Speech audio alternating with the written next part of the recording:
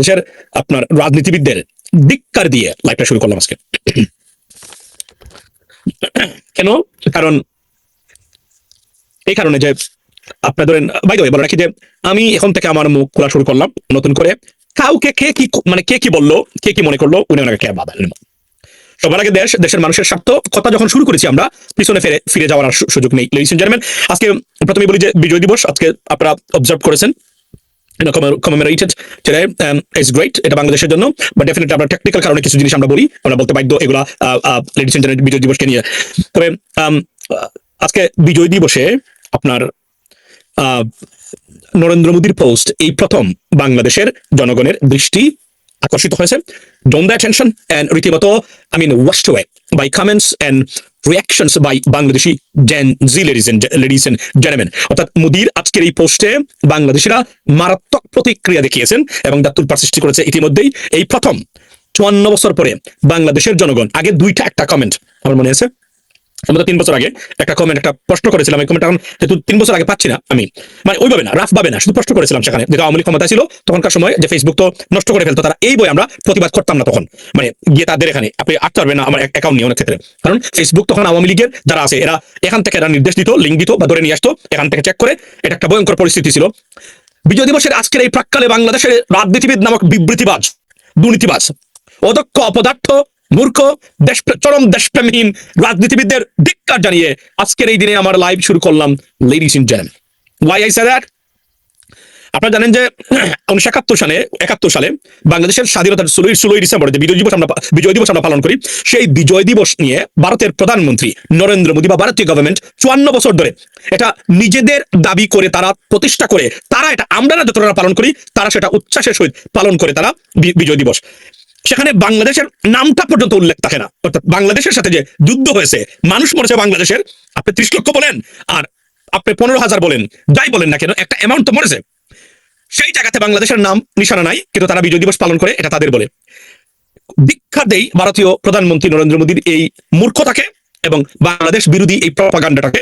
সেই সাথে দীক্ষা জানাচ্ছি বাংলাদেশের অপদার্থ রাজনীতিবিদ এবং রাজনৈতিক নেতৃবৃন্দ যারা 54 বছর দেশ শাসন করেছেন, একটিবার আপনাদের বাপের ক্ষমতা হয়নি জিজ্ঞেস করার, what the hell is this? আমাদের স্বাধীনতা, আপনি বলছেন আপনার স্বাধীনতা, আপনার বিজয় দিবস, এটা স্বাধীনতা দিবস না, বিজয় দিবস, আপনার এই বিজয় দিবস, এটা কিভাবে সম্ভব?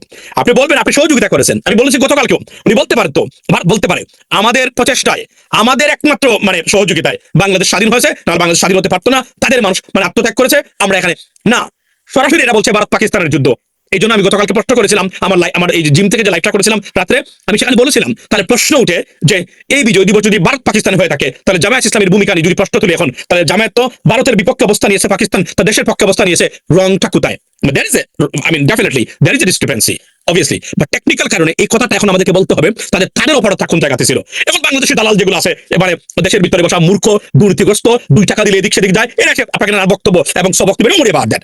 এরা ছিল 54 বছর ছিল বলেই আজকে 1971 সালের আপনার 1974 সালে স্বাধীন হওয়া মালয়েশিয়া পৃথিবীর অন্যতম একটি রাষ্ট্র, আর আমরা এখানে বসে আছি শুধুমাত্র এই স্বাধীনতা নিয়ে ব্যবসা করা এই কুলাঙ্গারের বাচ্চা রাজনীতিবিদদের কারণে আজকে আমাদের দেশ এখনো এই পতিত অবস্থা আছে। এখান থেকে উত্তরণের পথ একটাই, যদি আমরা নির্বাচনের মাধ্যমে কোনো সত্যিকার কোনো পরিবর্তন আনতে পারি, না হলে আবারও হবে। কেননা পলিসি নয়, পরিবর্তন নয়, জীবন মানের উন্নতি নয়, উন্নয়ন নয়, দেশের সার্বিক পরিস্থিতি, রাষ্ট্রীয় প্রতিষ্ঠানের উন্নয়ন নয়।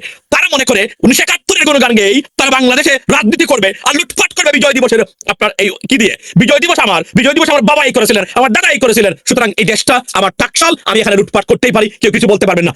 21 কোটি মানুষকে বর্তমানে যে নেগেটিভ, ভারতীয় নেগেটিভ দিয়ে জিম্মি করে রাখা হয়েছে, তার নাম হচ্ছে 1971, স্বাধীনতা বিরোধী আর স্বাধীনতা পক্ষের শক্তি। পৃথিবীর কোথাও এমন জঘন্যতম মূর্খতা রাজনীতিবিদদের এবং নীতি নির্ধারক, তথাকথিত নীতি নির্ধারক যারা আছেন বাংলাদেশের, আপনি কোথাও পাবেন না। আমি সেদিন ইউনাইটেড নেশনসে গেছিলাম, বিরল একটা রেয়ার এক্সপিরিয়েন্স আমি দেখলাম। সেখানে হিরোশিমা নাগাসাকিতে আমাদের দেশ যুক্তরাষ্ট্র তাদের যে সেকেন্ড ওয়ার্ল্ড ওয়ারে যে বোম্বিং হয়েছিল, আপনি দেখেন, অথচ এই Japan, the biggest trading partner of the United States, they have a serious collaborations and among trading transactions taking place between these two countries, ladies and gentlemen. তারা কি ধরনের, আপনি দেখুন, কল্পনা করে এখন পাকিস্তান যদি যেহেতু তারা পারমাণবিক অস্ত্রধারী দেশ, তারা যদি এই ধরনের কোনো ঘটনা ঘটাইতো পরবর্তী সময়ে, তাহলে কি হতো সেখানে? কিন্তু আজকে দেখেন আপনি দেশের সাথে তারা কোথায়, অথচ আপনি 54 বছরে প্রতিটা ইতিহাস শিখিয়েছে ভুল।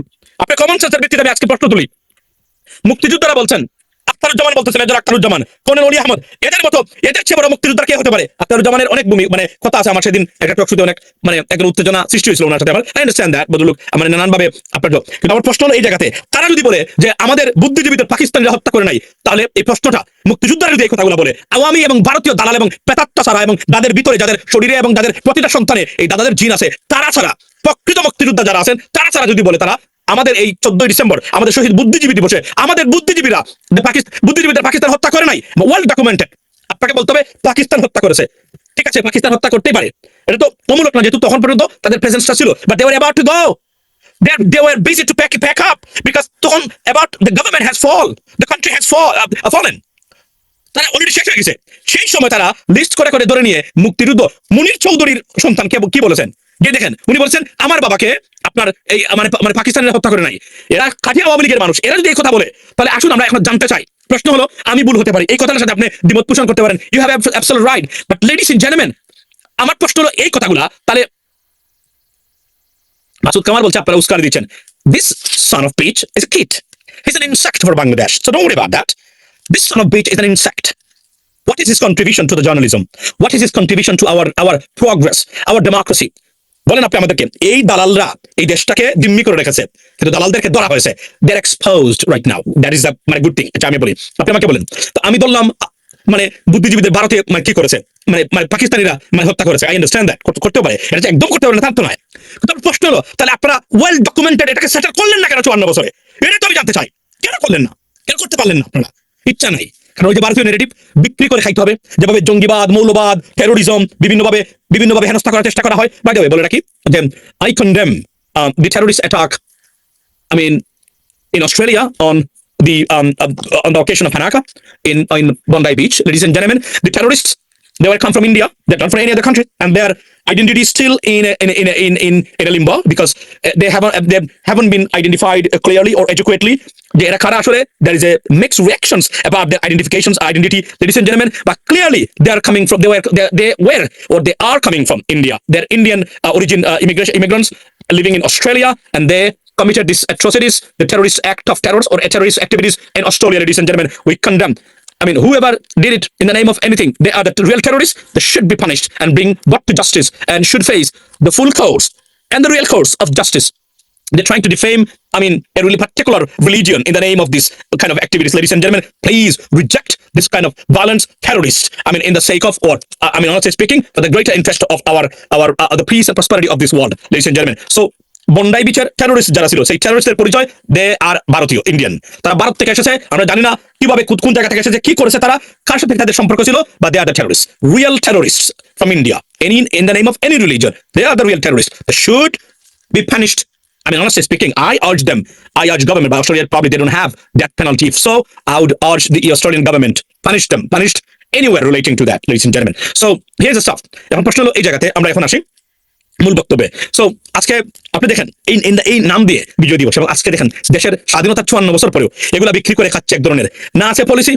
এরা কথা বলে কাদের বিজয় দিবস নিয়ে তাদের মাতামাতি, কারণ এই বিজয় দিবসের দোহাই দিয়েই বাংলাদেশের নামক রাষ্ট্রটাকে লুটপাট করা যায়। আর প্রবাসী যারা আছেন এই মুহূর্তে আমার লাইভে, আপনাদের উদ্দেশ্যে বলি, এই চোর রাজনীতিবিদরা, এই চোরের বাচ্চারা আপনার টাকা পয়সা লুটপাট করে আপনাদের প্রবাসীদের, এদের বাপের ক্ষমতা নাই বাংলাদেশ $1 নিয়ে বাংলাদেশের অর্থনীতিতে যোগান দেওয়া, সহায়তা করা, বরং আপনাদের পাঠানো রেমিটেন্স এবং এই বিলিয়ন্স অফ ডলার্স এরা চুরি করে, এবং চুরি করার প্রক্রিয়ায় প্রত্যেকটা রাজনৈতিক দলের নেতৃবৃন্দ তারা জড়িত বর্তমানে, এবং তাদের আকাঙ্ক্ষা, they're desperate to go into the power and so that they can steal your money. Be careful about that. Be aware of these culprits and criminals and corrupted politicians and political environment and establishment, ladies and gentlemen. That's what exactly happening in Bangladesh. Okay, make sure you're aware of this, and the vote is coming, and you vote for the right person, educated and right person and honest person. Do not vote for any corrupted individuals, ladies and gentlemen. আচ্ছা, প্রশ্নগুলো এড়িয়ে গেছে, শুধু ইংরেজি বলে আচ্ছা, so এই main জায়গাতে হলো এখন আমার প্রশ্ন হলো যে আপনার এই যে 71 নিয়ে বিজনেস চলছে বর্তমানে, আজকে দেখেন কি ধরনের অবস্থা। আরে বাপরে বাপরে, 54 বছর দেশের একটা প্রতিষ্ঠান স্বাধীন করতে পারে নাই, এরা এসে লেকচার দেয় আমাদেরকে আমাদের বিজয় দিবস। I understand, It's not your বিজয় দিবস, it is our বিজয় দিবস too, right? সবার বিজয় দিবস এটা। প্রশ্ন হলো 51 বছর 54 বছর এই বিজয় দিবস, এই তোমরা কি করেছো? তোমরা তো সবাই ক্ষমতার স্বাদ নিয়েছো, কি করেছো তোমরা এই দেশের জন্য বলো? তোমাদের 14 বংশের লুটপাট ছাড়া, 14 বংশের উন্নতি ছাড়া দেশের মানুষের কি পরিমাণ উন্নতি করেছো তোমরা আমাদেরকে বলো। আমরা জানতে চাই। তোমরা তো সবাই মানে এদেশের মালিকানা দাবি করো, এদেশ পরিচালনা করে প্রবাসীরা। এদেশে যদি কোনো সত্যিকার অর্থে কোনো রাজনীতিবিদ থাকে, দেশের স্টেক হোল্ডার থাকে, আমাদের প্রবাসীরা। সেকেন্ড থিং আসি মূল পয়েন্টে। আজকে ভারত থেকে রীতিমতো মানে থ্রেট বা মানে হুমকির বন্যা বয়ে যাচ্ছে সবাইকে।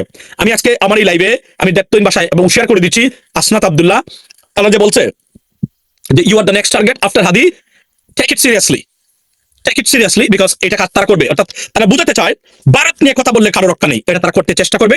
কিন্তু আমরা যদি ঐক্যবদ্ধ থাকি, ভারতের মতো সকল সকল ভারতের মতো ফেক সুপার পাওয়ারকে পরাজিত করা সম্ভব। আমি আবার বলি, I believe in Indian integrity, এই আপনার এই যে তাদের যে টেরিটোরিয়াল ইন্টিগ্রিটি, ডেফিনেটলি তারা তাদের দেশকে নিয়ে শান্তিতে থাকুক, সমৃদ্ধি অর্জন করুক, কিন্তু do not leave us alone. Do not interfere and do not do any business with our political system and politics. Okay, stay away from our politics. ভারতকে বলছি, ভারতীয় গভর্নমেন্টকে বলছি, stay away from Bangladeshi politics. That's the bottom line. You can do whatever you want to do in your country. I wish you progress. I want India and India people who live in a harmony, prosperous situation, and honestly speaking, and peace and prosperity. But do not interfere in Bangladesh. Please stay away from Bangladeshi. Any kind of interference in Bangladeshi politics, ladies and gentlemen. That is the bottom line. Second thing হলো, গুরুত্ব সহকারে নিবেন, কারণ মনে রাখবেন এটা তারা করবেই। কারণ হাদি কি করেছিল, হাদি সেভেন সিস্টার্স নিয়ে ম্যাপ দিয়েছিল, ম্যাপ মনে আছে?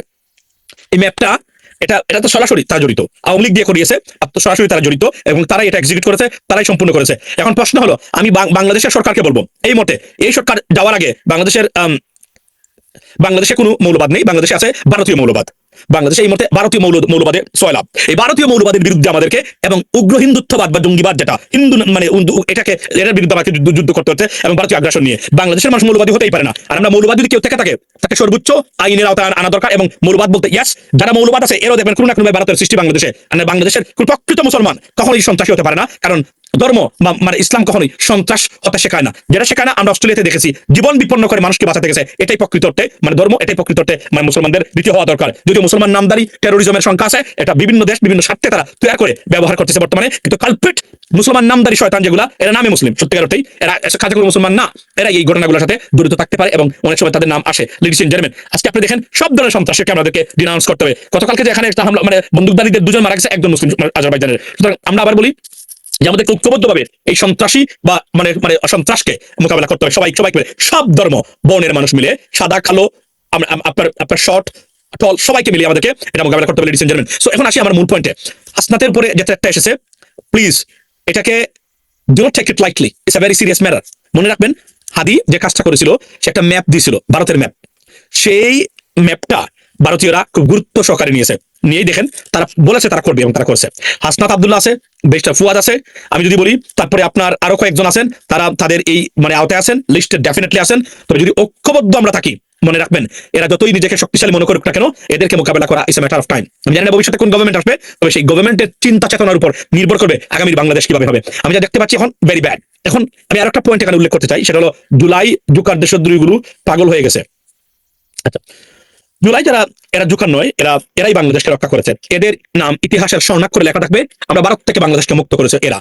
আজকে যে জুলাই যোদ্ধারা, আমাদের দেশটা অলরেডি পরাধীনতার শৃঙ্খলা আবদ্ধ ছিল তাদের এই এজেন্টদের দ্বারা। আমরা মোটামুটি স্বাধীনতা পেয়েছি, এই স্বাধীনতাকে রক্ষা করতে হবে, যেকুন ভাবি হোক, যেকুন কিছুর বিনিময়ে বাংলাদেশের মানুষকে স্বাধীন করতে হবে। এবং পাগল হয়ে গেছে কারা? পাগল হয়ে গেছে প্রকৃত স্বৈরশাসক এবং তাদের প্রেতাত্মারা। তাদের বক্তব্য হুমকি, স্বৈরশাসকের মূল বক্তব্য যদি দেখেন, সরাসরি নির্দেশ দিচ্ছে, মেরে ফেলো, কেটে ফেলো, এই করো সেই করো। এটা হচ্ছে পাগল হওয়ার চূড়ান্ত মাত্রা। সুতরাং স্বৈরশাসকরা এবং এই ভারতীয় প্রেতাত্মারাই বর্তমানে পাগল অবস্থায় আছে, এবং এদের না আছে গুম, না আছে খানি। আসলে এরা তো অস্তিত্বহীন যাযাবরের মতো সারা পৃথিবীতে এখন মানে আছে লুকিয়ে গোপনে। এখান থেকেই দু একটা ভিডিও কল আর হুমকি, এটাই রাজনীতি। এই রাজনীতি মেরে দিয়েছে 36 জুলাই, এটা ফিরবে না কখনো, এটা নিশ্চিত থাকতে পারেন আপনি। এই যে আরো একটা মানে আপডেট, সেটা হচ্ছে আপনারা নিশ্চয়ই জানেন যে সন্ত্রাসী, ছাত্রলীগের সন্ত্রাসী আপনার হাদির উপর হত্যাকারী, হাদির মানে হত্যা চেষ্টাকারী, যিনি ফয়সলের বাবাকে 3টি অস্ত্র সহ গ্রেপ্তার করা হয়েছে। আমি এতটুকু বলবো, এদের বাবা মা সবাইকে, সবাই অপরাধী, এই দুটো ঘটনার সবাই অপরাধী, সবাইকে আইনের আওতায় আনা হোক।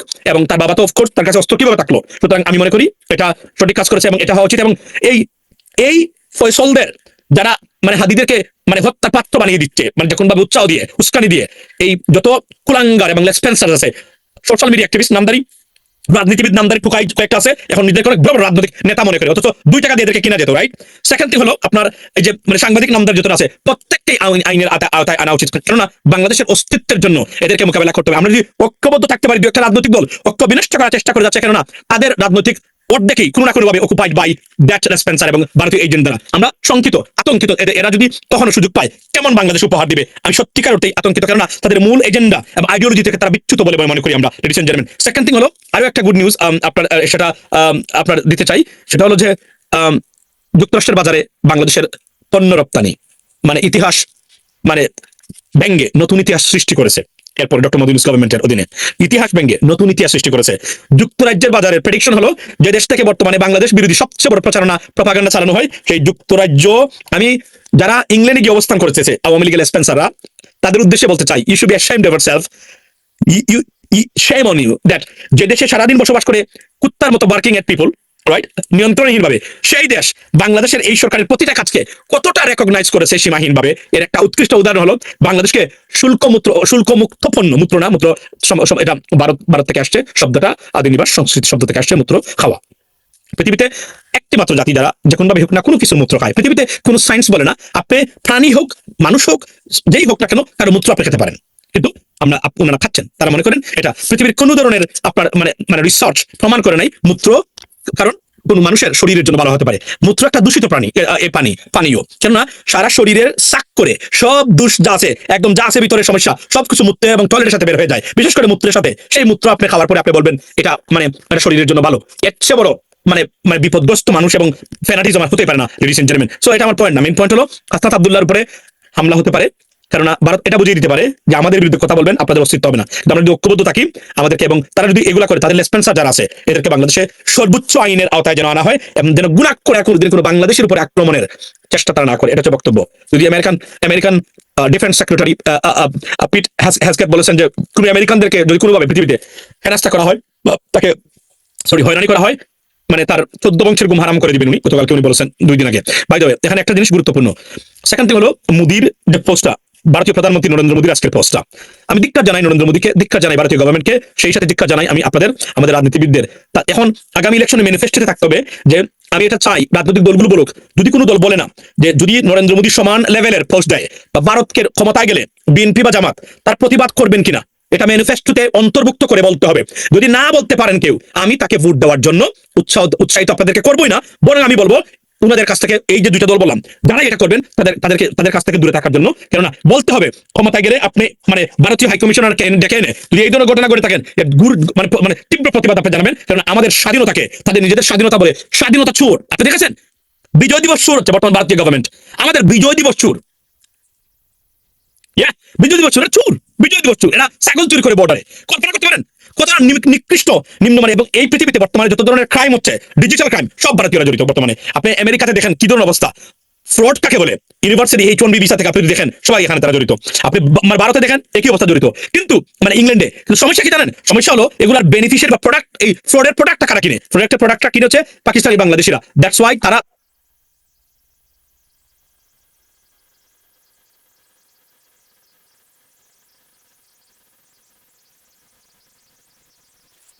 তো এই জায়গাতে আমি বলতে চাই তো মূল বক্তব্য হলো আমি সাজেশন করেছিলাম সেদিন আমার পোস্টে যে উপদেষ্টা পরিষদে মাহমুদুর রহমান, অধ্যাপক শহীদুজ্জামান, কর্নেল অলি আহমদের মতো ব্যক্তিকে অন্তর্ভুক্ত করা হোক। কেন বলছিলাম জানেন? এই কারণে আমি বলছিলাম যে এদের অন্তর্ভুক্তি এবং প্রেজেন্স ইন দ্য গভর্নমেন্ট, এরা পলিসি নির্ধারণ করে দিতে পারবে আগামীর বাংলাদেশ কেমন হবে। আমরা বারবার বলছি, আপনি যদি ভারতীয় সন্ত্রাস, ভারতীয় আগ্রাসন, ভারতীয় প্রপাগান্ডা, আপনি যদি তাদের যে এই যে বিবেক বর্জিত কাজ টুয়ার্ডস বাংলাদেশ, চুরি, এগুলোকে বন্ধ না করতে পারেন, বাংলাদেশ কোনদিন শান্তি থাকতে পারবে না। এবং একটা জিনিস কি, আমরা বাংলাদেশিরা, আওয়ামী লীগ সরকার বাংলাদেশকে ভারতের হাতে তুলে দেওয়ার পরও বাংলাদেশ শান্তিতে বসবাস করতে পারে নাই। প্রমাণ হয়েছে। আপনি যতই মনে রাখবেন, এরা কিন্তু শক্তের ভক্ত, নরমের জম। এরা পাকিস্তানি বর্ডারে একজন মানুষকে খুন করার সাহস পায় না, কিন্তু খুন করে কোথায়?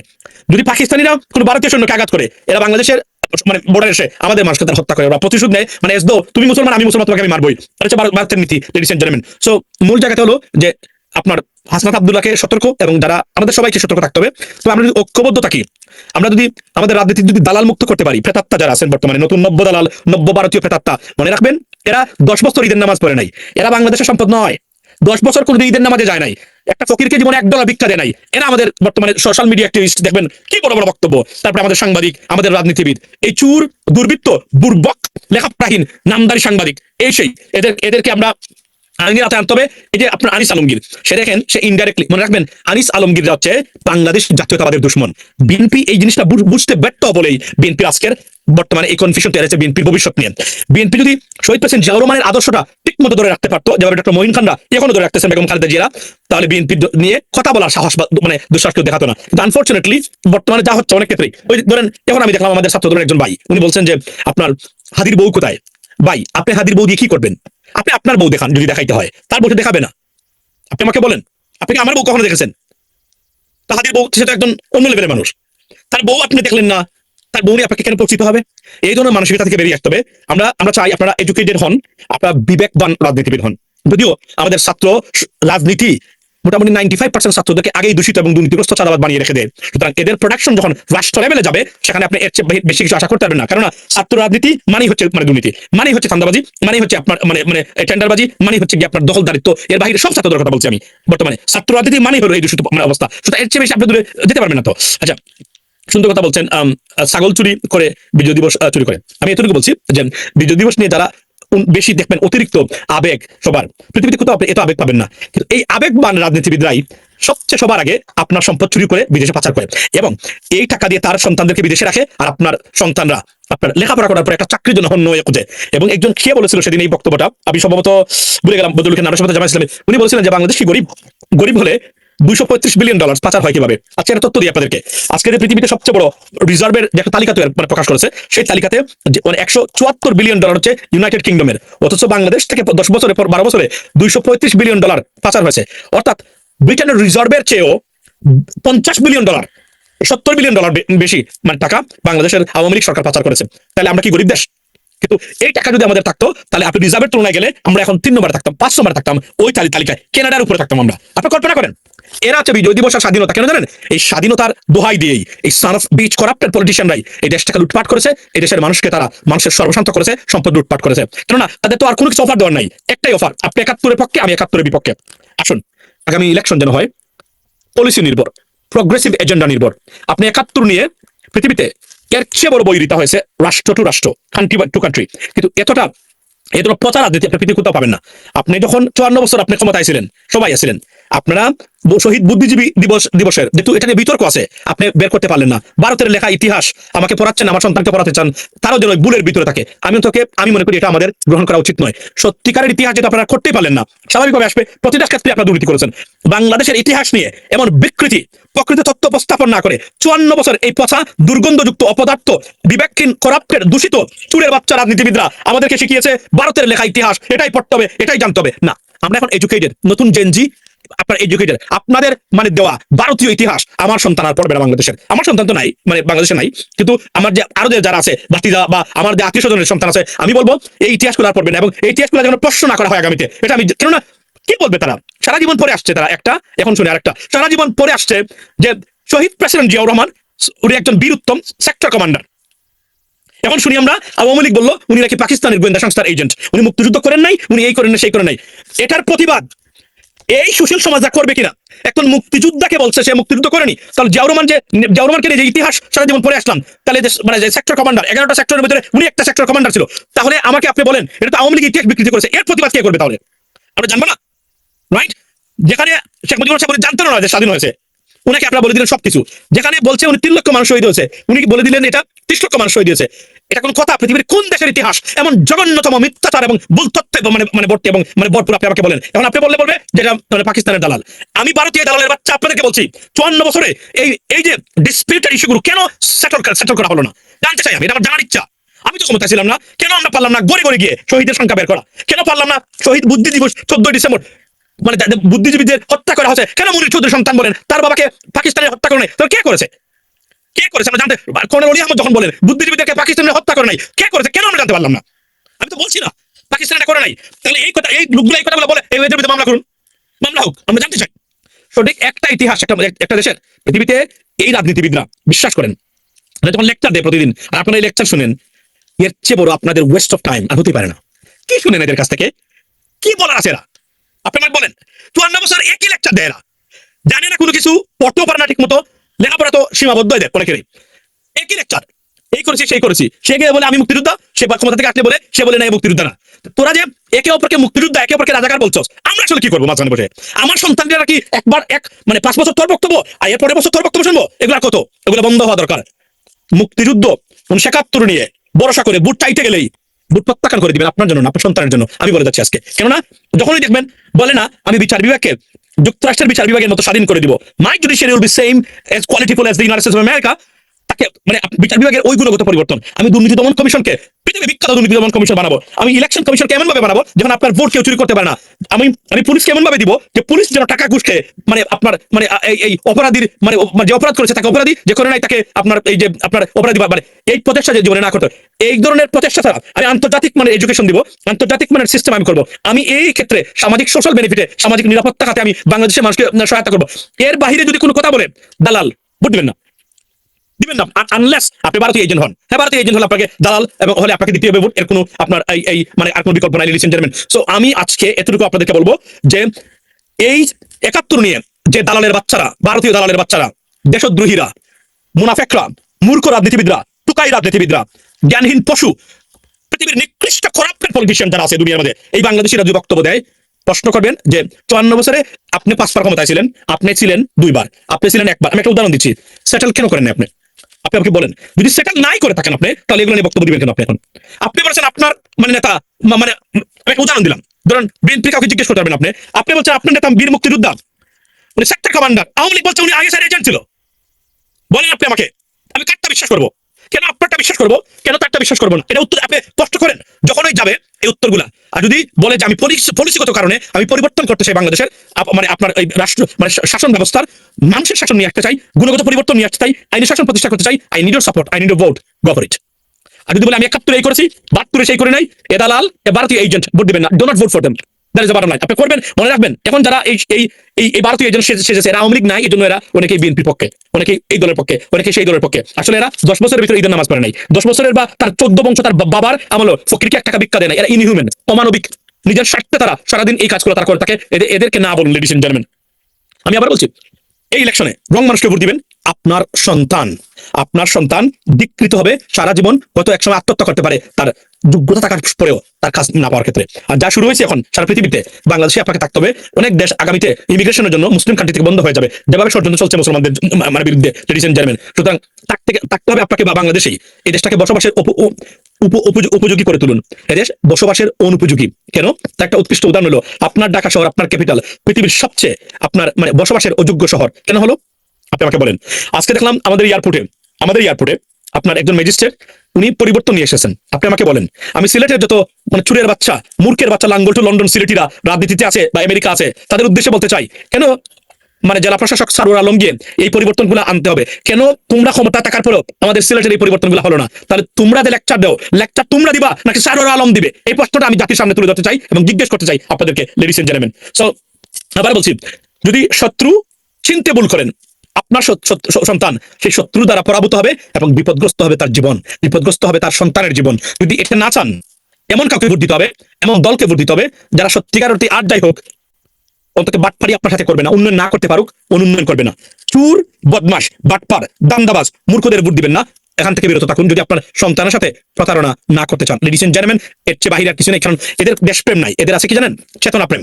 এরা মিথ্যা চেতনা প্রেম দিয়ে বিজয় দিবস দেখিয়ে আপনাকে আপনার সন্তানের ভবিষ্যৎ চুরি করতে চায়। চুরি করা তাদের মূল উদ্দেশ্য। আপনার সন্তানের ভবিষ্যৎ পরিবর্তন করা বা শান্তি সমৃদ্ধি আনা এদের মূলত কোনো উদ্দেশ্যই নাই। সুতরাং এদের বিষয়ে সচেতন থাকুন। আগামী ইলেকশনে ভোট দিন, আগামী ইলেকশনে ভোট এমন ভাবে দিবেন যেন আগামী 50 বছর আপনার সন্তান, আপনার সন্তানের সন্তান একটি নিরাপদ সুস্থ সমাজে বসবাস করতে পারে। না হলে এই চেতনাবাদী সারা জীবন চলবে। আর এই বিদেশি একটি শক্তি আপনার যেভাবে আপনার উপরে মানে মানে খড়গে আপনার কাঁধে বসে আছে, আপনার টাকা চুরি করে আপনাকে বলে এভাবে তারা করবে। আপনার সন্তানের সন্তান যারা আছে তারও এটা থেকে আপনার ভিকটিম হবে। যেটা না চান, vote for good people, vote for educated সৎ people. That's what it is, ladies and gentleman. ভারতীয় প্রেতাত্মা, ভারতীয় এজেন্ট যতটা আছে এদেরকে না বলুন, বাংলাদেশকে হ্যাঁ বলুন, প্রগ্রেসিভ পলিটিক্সকে, সমৃদ্ধ বা উন্নতির রাজনীতিকে হ্যাঁ বলুন এবং বাকিদেরকে না বলুন। This is a high time. এবং এই সময় যদি আপনি এই আগামী ইলেকশনে ভুল করেন, তাহলে আগামী 50 বছর আপনার সন্তান, আপনি যেভাবে নিগৃহীত হয়েছেন, আপনার যোগ্যতা থাকা সত্ত্বেও আপনাকে ঘুষ না দিয়ে চাকরি মানে পান নাই, আপনার সন্তানের একই পরিস্থিতি হবে, হয়তো আরো ওয়ার্স্টের জন্য আপনি অপেক্ষা করবেন। যদি সেটা নিশ্চিত করতে চান, vote for good people, vote for যারা সত্যিকার অর্থেই উন্নয়ন করতে পারবে এবং প্রতিষ্ঠিত উন্নয়ন করতে পারবে, তাদের জন্যই। বা থাকবেন, কথা হবে আগামীকালকে ইনশাল্লাহ। আবার বলি যে আপনার নরেন্দ্র মোদীর এই পোস্টে বাংলাদেশের রিয়াক্ট করেছে এই প্রথম, এবং